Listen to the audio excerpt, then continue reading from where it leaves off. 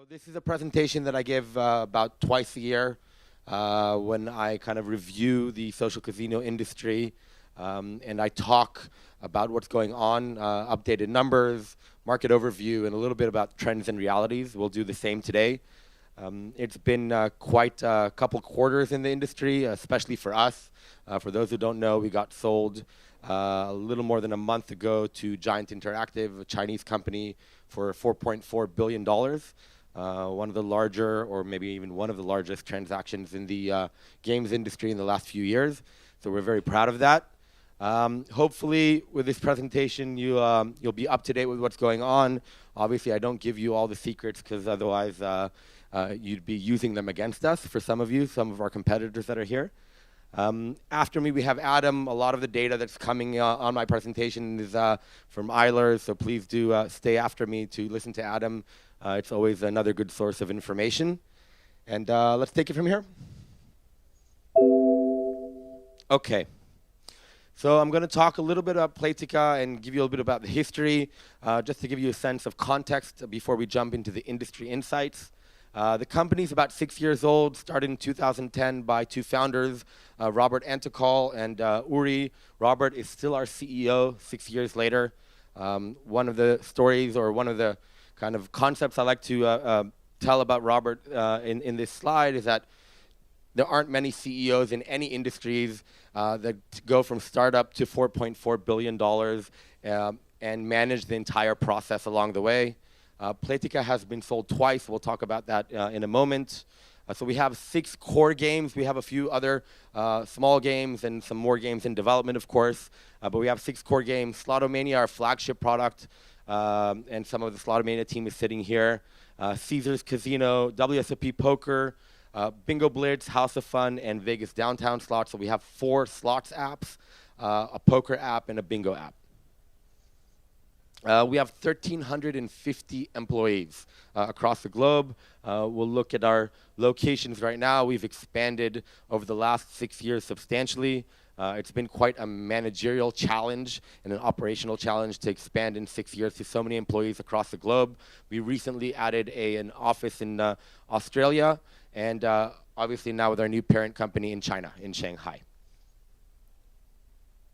Okay. So a little bit about the evolution of Platica, and I think it's quite unique in the games industry because we have grown over the last 6 years with 2 core strategies. One is via M&A, and the other is via developing additional games. So of our 6 games, Slotomania, like I mentioned, was developed in-house and is our flagship product. Caesar Slots, another product developed in-house. Bingo Blitz acquired in 2012. WSOP acquired in 2013 from actually Electronic Arts. There's an interesting story that I like to tell about WSOP is that when we acquired WSOP in 2013, it was being managed by Electronic Arts. They were making about $7,000 or $8,000 a day. Today the app is doing substantially more. I'm not going to throw out the numbers, but a lot more. A couple years later, and we're very happy with the success of that. 2014, we acquired a company called Pacific Interactive. Today, our number 2 product in terms of revenues, House of Fun, an amazing team that today sits in-house with us in Israel. 2016, like I mentioned, we got acquired by Giant Interactive, Chinese company based out of Shanghai, large games company, public company as well. This is the second time that we've been acquired. So in 2010, late 2010, a little bit after the company was established, Caesars Interactive Entertainment acquired us for approximately $150 million, more or less. And we'll talk about why they acquired us, and we can also try and talk about why they sold us later on. Okay, so just some numbers to give you context. Last year, we did $725 million in revenues. This year, we're going to be doing substantially more. Our numbers aren't out there, so I'm not going to throw them yet. 6 million DAO, 20 million MAU, 60% of our revenue is for mobile. This is an industry that wasn't born on mobile, it was born on Facebook Canvas. Still substantially, a substantial amount of our revenues are on Facebook Canvas. Even though from an industry perspective, Canvas is getting lower and lower for other game genres, Social casino still has a very stable revenue base and DAU base in Facebook. This is mainly due to our demographic, which are a little older and are a little more PC-centric and are late to move into mobile in many cases. We are on 13 platforms, so we're probably one of the only social casino companies that can say that. It's been a strategy of ours from day one to be able to launch our games on any platform that we see fit. The idea is, it's quite a technological challenge, of course, and the idea is you never know when the next platform is going to emerge, and we have to be everywhere all the time. We've been doing that very well over the years, and it's proven itself. Obviously, still our three largest platforms are the usual suspects: iOS, Android, and Facebook. Okay, so let's talk a little bit about the market, social casino. For newbies in the industry, for those who aren't newbies, you'll know what I'm talking about. For those who don't know the social casino industry, there's always a struggle for us social casino guys to say, guys, this is not gambling. This is not RMG.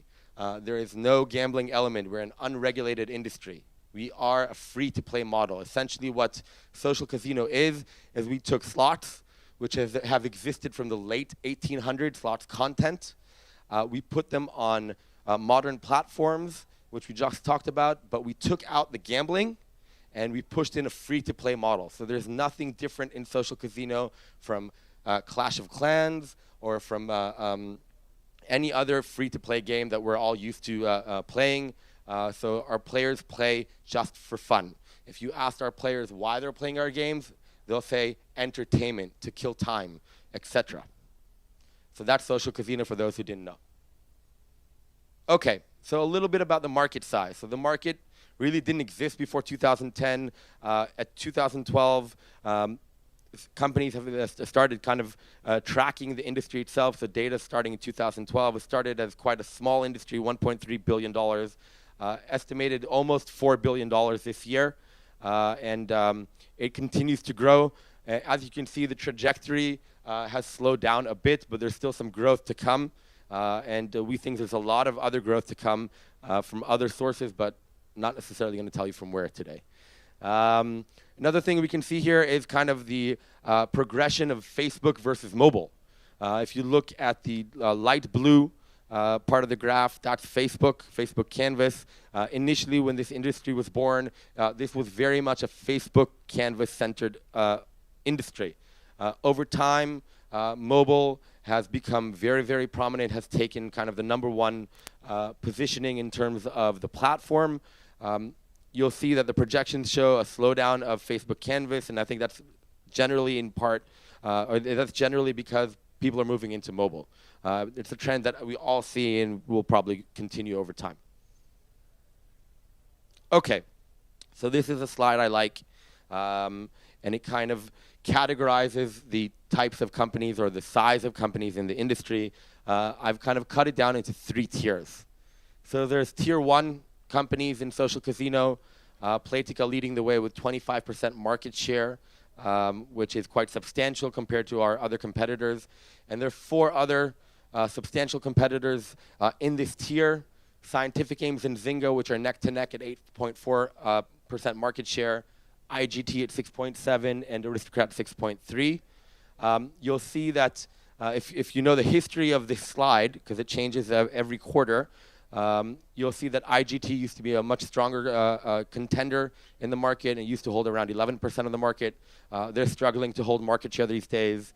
Scientific Games and Aristocrat are probably 2 of the superstars in the industry right now, in the sense that they have growth momentum, they're pushing forward, they're doing a lot of the right stuff in order to grow.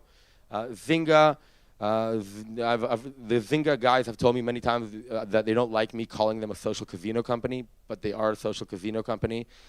Today it's probably one of their their larger revenue bases, and they are by definition a social casino company. So those are the guys. It's a very top-heavy industry. Around 55% of all revenues in social casino are generated by these 5 companies, which brings in a lot of challenges for tier 2 and tier 3, and we'll talk about that in a moment. Okay, and then there's tier 2. Some of these names you might know. Some of these names are actually here in the room. And tier 2 companies hold about 28% of the market. They're a mix of different sources. There's some Chinese companies here: Tencent, Boya, Murka, which I'm assuming some of you know, Super Lucky Casino, which are here in Casual Connect today as well, Play Studios, Rocket Games, which are here as well. And then there's tier 3. Now, tier 3, there are hundreds and hundreds of companies over the years that have come into this niche. It's getting harder and harder for these guys to succeed. Breaking into tier 2 or to tier 3 or to tier 1, I'm sorry, is very hard. And not to discourage any of the social casino startups, but this is very much a red ocean market, and it's going to be really hard to progress for many reasons. Okay. So this is a slide that I've never had in this presentation, but it's quite common knowledge for those who know the industry. So social casino is really about 3 types of games, not many others. Slots, which own about 80% of the market. So 80% of the revenue generated in the previous slides that we saw come from the slots industry, 13% from poker, 7% from bingo, and then we have other, which could be other table games. Over the years, there's always been a debate within the industry whether other games have a right have a chance in the industry to grow and monetize. Some have tried. Nobody's really succeeded. There's some smaller companies that have been able to generate some revenues, but nothing substantial. Absorba out of Greece, great guys, have done blackjack and roulette, but it's never really grown. We can talk a little bit maybe in the Q&A if anybody is interested into why. We can talk about why these games haven't been able to grow and monetize in social casino. Okay, so this is a slide I like for a couple of reasons. One is because we've never shown in this presentation the ranking per game. This is top 10 games in social casino Q3 by revenue. Happy to say that of the top 10, we have 4 of these games on the slide. Our games, Bingo Blitz, which is a #1 bingo product in social casino, Caesars Casino, House of Fun, and Slotomania. And we'll talk about these other companies in a moment. This doesn't really change much. There is some fighting in kind of tier 2, tier 3 in terms of revenues, but more or less this slide stays stable over the years. Okay, some trends and realities. So this is a slide I like. I've done it in the past. It's changed today. It's changed in one way. So this is a slide where I talk about the type of companies that have entered social casino over the years. You'll see 3 types of companies: casino suppliers, games companies, casino operators. We used to have RMG in here as well, real money gambling operators as well. I've taken the liberty after a few years of this slide to take them off, mainly because nobody has emerged as a social casino contender within the RMG. I used to talk about them as potential contenders in the context that they have digital casino experience, and I thought that would allow them to emerge as a contender in the social casino. Hasn't really happened over the years. Still may happen one day via an M&A. But it hasn't happened till now, so they're off the chart for now until next time. So there are really 3 types of companies that operate in the social casino space, and this is very unique to the social casino genre. If you look at other free-to-play games genres, there aren't really many types of companies that operate in different genres. Social casino, because it is these are games that have existed for a long time, and these are games that have eventually come from an offline world, from the offline casino. There's a lot of mega companies that are playing this game, or playing in this industry. First of all, the casino suppliers. I'm assuming most of you know these names: Aristocrat, Scientific Games, IGT. These are companies that create and manufacture the actual slot machine. So when you walk into a casino, mainly in the Western world, and you play on one of these machines, it's this type of company that has manufactured and created the content on the machine. The competitive advantage of these casino suppliers and why they're doing well in social casino is because they have proven content. So this is very much a content-based industry. Who here is a passionate slots player? Raise your hand. Okay, so not many. Okay, so the devil's in the details here, and the nuances are very critical.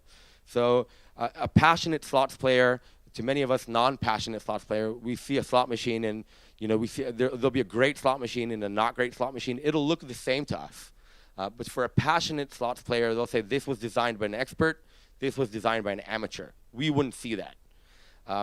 These guys are the experts at creating slot machines, and they know how to create the content that a passionate slots player, i.e. a potential whale in a social casino, is willing to play. And that's their competitive advantage. They've created hundreds, sometimes thousands of machines for the casino floor, have taken this content that has succeeded on the casino floor and brought it online into social casino. So just to give you a sense, to create a slot machine offline, takes around 2 years from conceptualization down to the floor, which is a really long time, costs around $2 million from concept down to the floor, and they still don't know if it's going to succeed once they put it on the floor. So they create a lot of machines, they put them on the floor. Some machines succeed, some machines don't succeed. And those that succeed become their winners. They have a portfolio of winners, and they've taken these games and put them onto social casino, and that's given them a real competitive advantage over the years, and that's why they're doing very well in social casino. Then there's games companies. These are companies much like us. Giant, our parent company, now is up there, but Platica originally was born as a games company. Zynga, we all know. GSN, I'm assuming we all know as well. These are companies that were born in the free-to-play business model on the platforms that we all operate on today, Facebook, iOS, Android, etc. Their competitive advantage is, and our competitive advantage as well, is our experience on the platforms. Operating a free-to-play game on these platforms is a complex endeavor. And it takes a lot of skill sets, and it's a very complex operation. And to understand the nuances and the APIs and all the product elements that we can do on these platforms and how we can engage our users, the fact that these companies were born on these platforms gives them a competitive advantage. Zynga obviously wasn't born in social casino. We all know Farmville. They did have Zynga Poker, the first poker in the world, which is still a very large product of theirs. But today they're heavily invested in slots games as well. So these guys, I think, will continue to be in the market. We see more and more companies moving in from other genres into social casino. Some of them are succeeding, obviously, and this is because of this competitive advantage. Then there's casino operators. Casino operators are the actual physical casino. So when you walk into a physical casino and you play that slot machine was manufactured by one of these guys, but the casino is operated by one of those guys.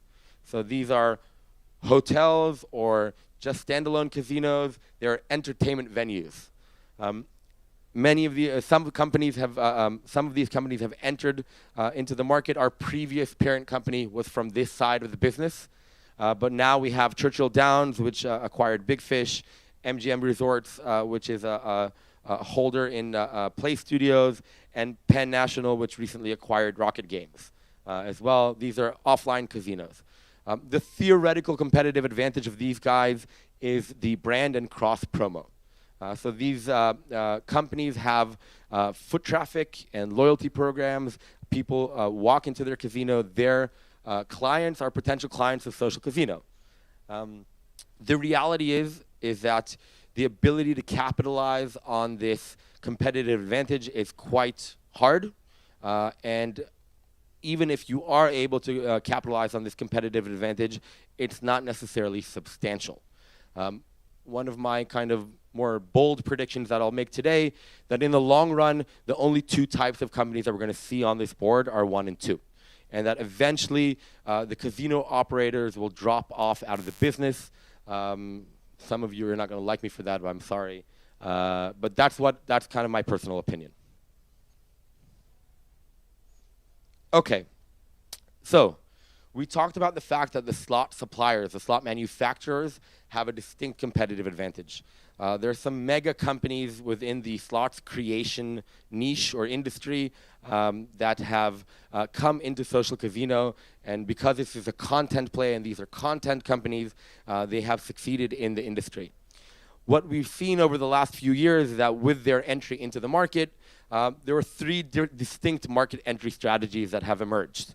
One is M&A, so IGT, Scientific Aristocrat, and AGS have all acquired social casino companies with the goal of taking their offline content, merging it into social casino, and delivering that to the end user. And it has worked. Right, so all four companies, AGS is a smaller of the four on the screen, but IGT, Scientific, and Aristocrat have done this very well, and I think AGS, considering the size, is doing it well as well. So that's one market entry strategy. The other one are strategic partnerships. So we see Konami, a very, very famous slots manufacturer, has done a deal with Play Studios and have launched Konami slots in sort of a joint venture. And that's worked pretty well for them as well. I want to talk about why I think this is a problematic strategy over time. And then there's Ainsworth, which have done both strategic partnerships and licensing. So we'll see some of the other slot manufacturers, Arusa, Ainsworth, Every, and there's a whole list. These are just examples on the board right now that have chosen to take kind of a less aggressive route and to license their content to existing social casinos. But these are usually not substantial revenue bases for the slots manufacturers. These guys are generating a real big revenue base. These maybe, and then the licensing, it's a soft entry into the industry. The reason I think, and I want to go back to strategic partnerships for a moment, why this is a potentially problematic model is mainly because it brings in an additional partner that you have to revenue share with, and then it cuts down on your margins. So if every dollar of revenue that comes in from Apple or iOS, or from iOS or Android, 30% goes to the platform, and then you have 70% left. And if you're doing a strategic partnership, for example, with Konami, then you have to give that part of that 70% to them. But then you have to operate the game. You have to market the game. So your margin dwindles. And I think it's a general, I'm not saying it's impossible, but I think the margins aren't going to be very large in this strategy. Okay, so growth. Let's talk a little bit about growth and what's been happening in the last 2 quarters. Something very specific has happened in the last 2 quarters, and I think most of you in the industry know this. I think there's some questions that arise from this. So we have the mass market games, which we all know very well, have been doing well in their mass markets. When I say mass market, I mean within the social casino, because social casino is by definition not a mass market product. Right? It is not fit for everyone. But what's happened in the last 2 quarters is that we're seeing niche markets emerge. It's been happening for a while, but there's some real contenders that have been born, have become substantial companies. And there are 4 types of niche markets. We have regional content. So for example, Fa Fa Fa was launched by Aristocrat, taking their Asian content and bringing it into a standalone game called Fa Fa Fa. It's doing pretty well, and that's doing well today in Australia and Singapore, which is content that the local players like. We see Murka's slots as well. This is more of a male-oriented slots. If you don't know, so the slots industry is very much a female target market. But Murka has been able to carve out a male target market, which was very interesting. Had you asked me 2 years ago, I would have said impossible. And proof is in the pudding. There's a good product that caters to this market. We have Vegas Downtown Slots, one of our products, and Viva Slots by Rocket Games as well. These are classic slots. So for us unpassionate slots players, we probably remember the visual of 3 reels, a very simple slot machine, classic slots, not what we call video slots these days. That's emerged as a product niche. Some of the players that are playing slots today prefer to play and pay on classic slots, and that's emerged as a niche as well. And then we have, in the middle, we have a huge casino, which is what I call truly social slots. Because a social casino is not necessarily social products. Many a times it's a player playing against the game or against himself. What Huge Casino has done, much like Big Fish did in the past, and you'll see Big Fish is in the mass market in my eyes, but Huge Casino has taken it to a whole different level in my mind. And that's In many ways, when you come to a slots game or a casino game, because they're a full casino, and you come to interact with the community within the game, it's a very complex product to both build, design, and operate. And Huge Casino has done that pretty well, and they're growing pretty nicely. The question that emerges from this slide, in my mind, is what's the glass ceiling on these niche products? Can they become mass market products? I think that in most cases, the answer is no.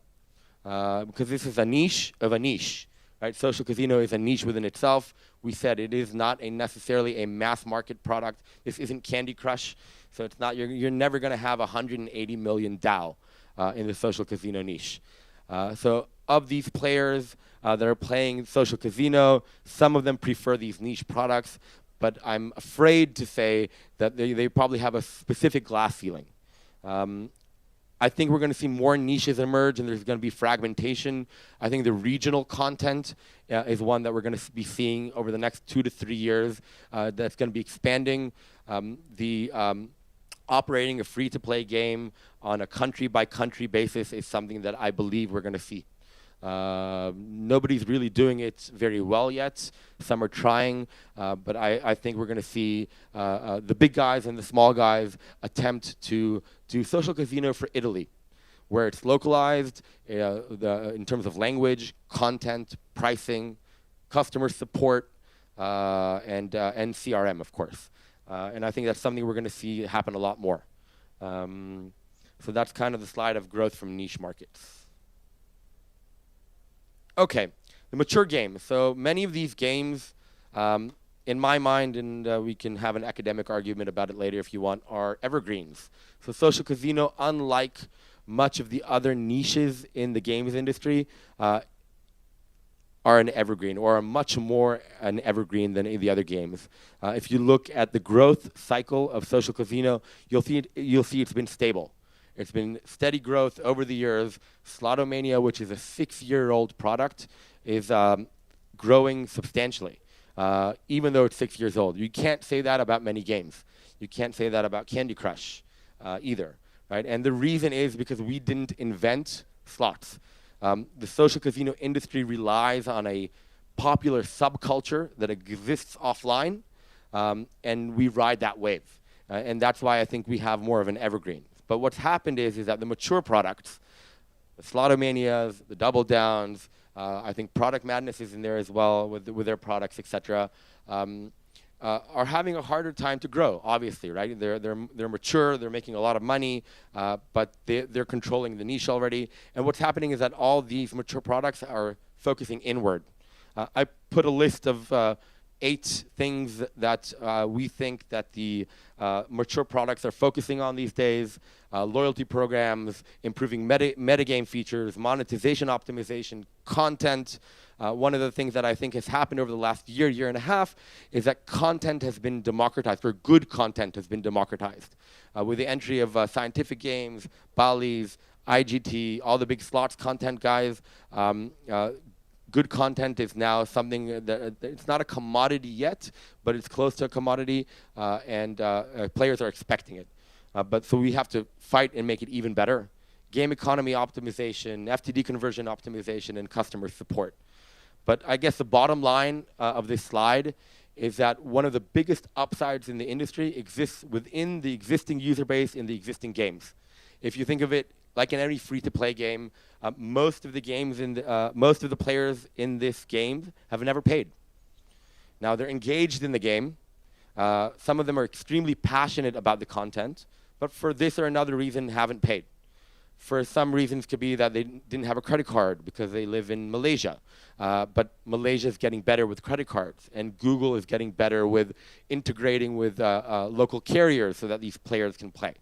Right? So there's still a lot of potential in improving the conversion rate, taking Platica's 6 million DAO and converting more and more percentages of this DAO into new payers.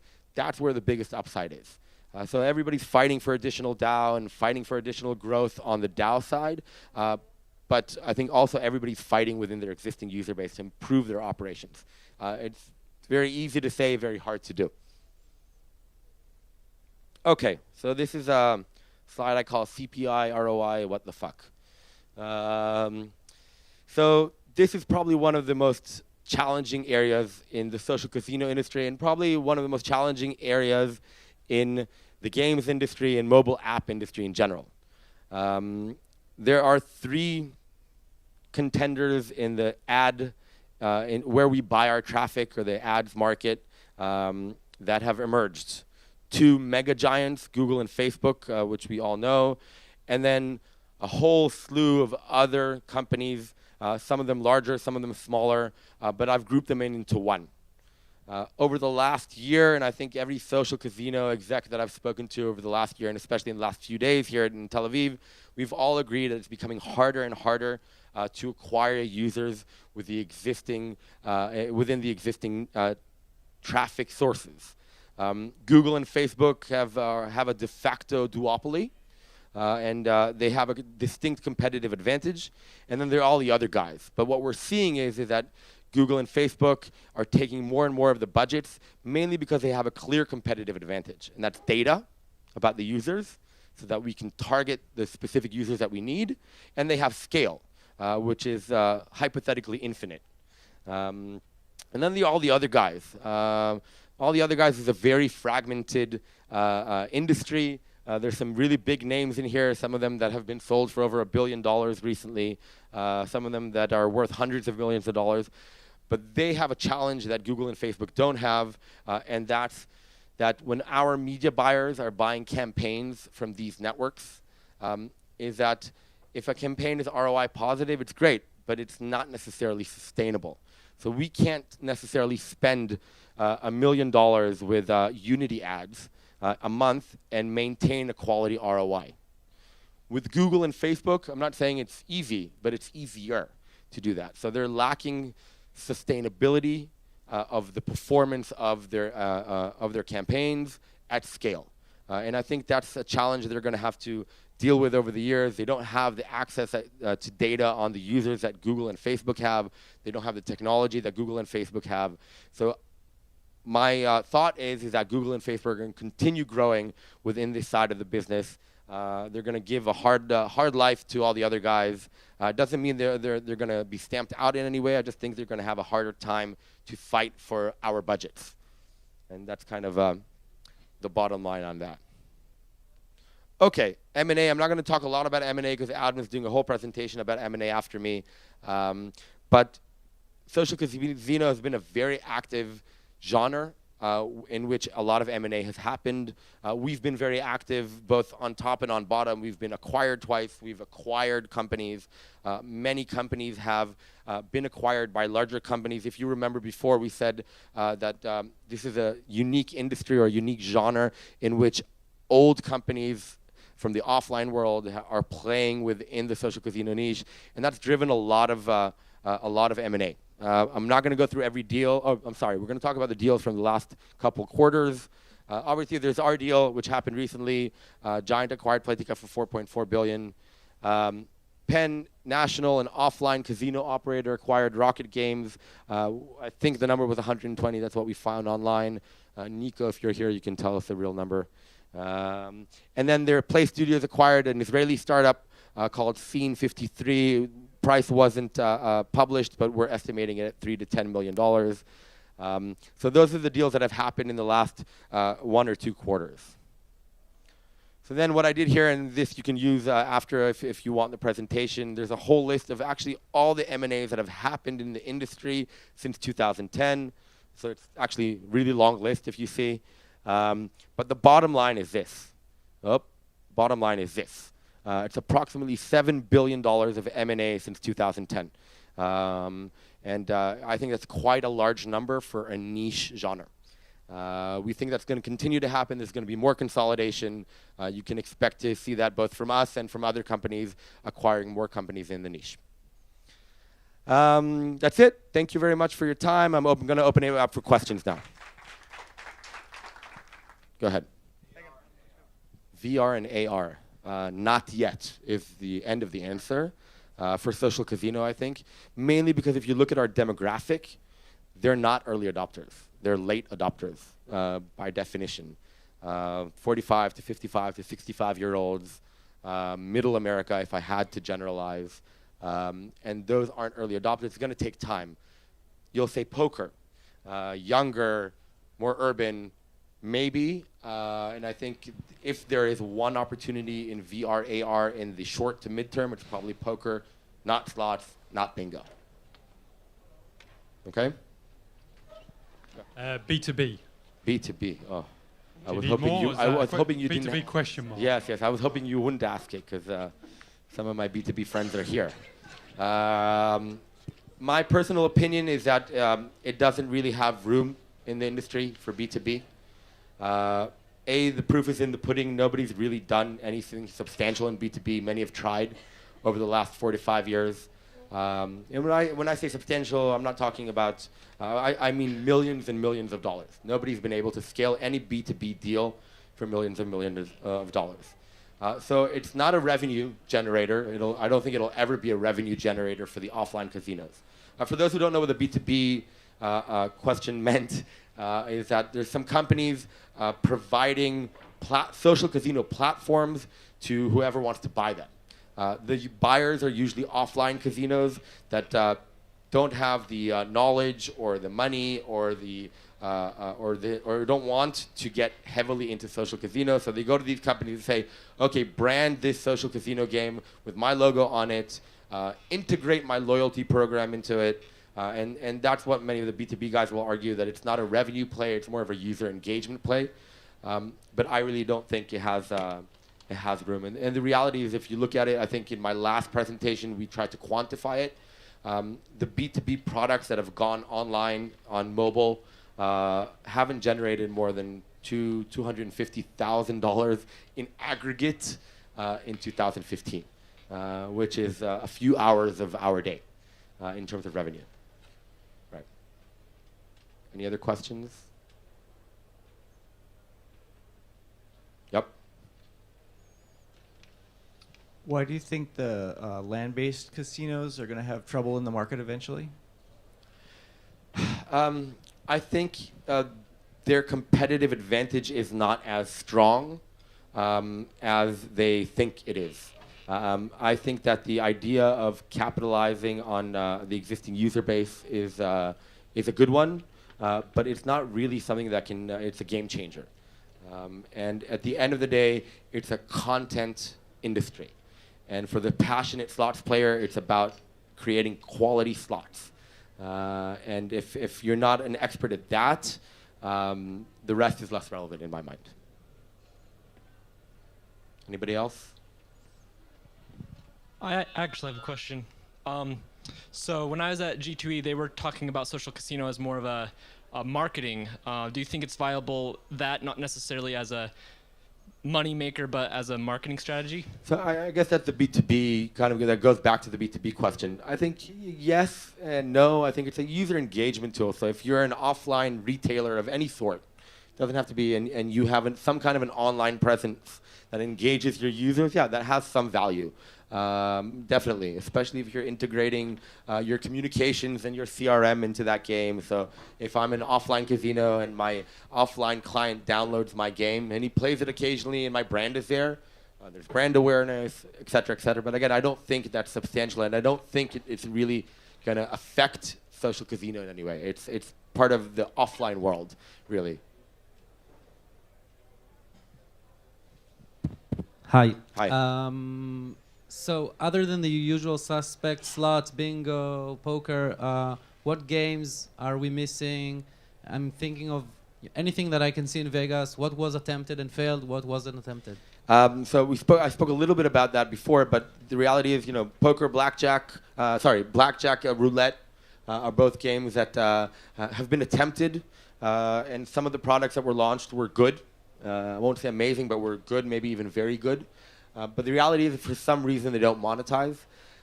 In my mind, they don't monetize because they're catering to a male demographic. And the male demographic, at least until today, the only place that we've been able to monetize the male demographic is in poker. And I think the reason that we're able to monetize in poker and not in others is because it's by definition a social game. It's a multiplayer game. And blackjack is less social than a poker game, and roulette definitely as well. Yeah, but maybe one thing I'll add to that is that regional games. Regional games, I think, have real potential. We see Chinese poker, Dojidu, that's doing very well in China. And in Israel, I'll give you the Taki example that's doing well as well. These are card games that are very hyper-local. And I think every country has their own hyper-local card game or board game that has potential. So I think that's some place that I talked before a little bit about regional fragmentation and regional focus, and I think part of that is going to be the local card games that are going to emerge. But what about clicks to bricks? Is that Clicks gonna to happen? bricks. Walk me through that. In the e-commerce world where the Amazons of the world are opening stores. Will Ah. Slotomania open a... Oh, you're giving me the tough ones. The answer is no. Okay, the answer is that won't happen. We are you, when you say bricks, do you mean a gambling operation opening a casino? Yeah, but we're not a gambling operation. We don't think like in a gambling operation. We don't operate like a gambling operation. We don't know how to operate a gambling operation. And I think kind of the reason RMG wasn't able to succeed in social is the same reason we would never succeed in the gambling side of the business. Even though the content's very similar, it's an extremely different mindset, very different operation. I really don't see that happening. Great. Thank you very much. I appreciate your time.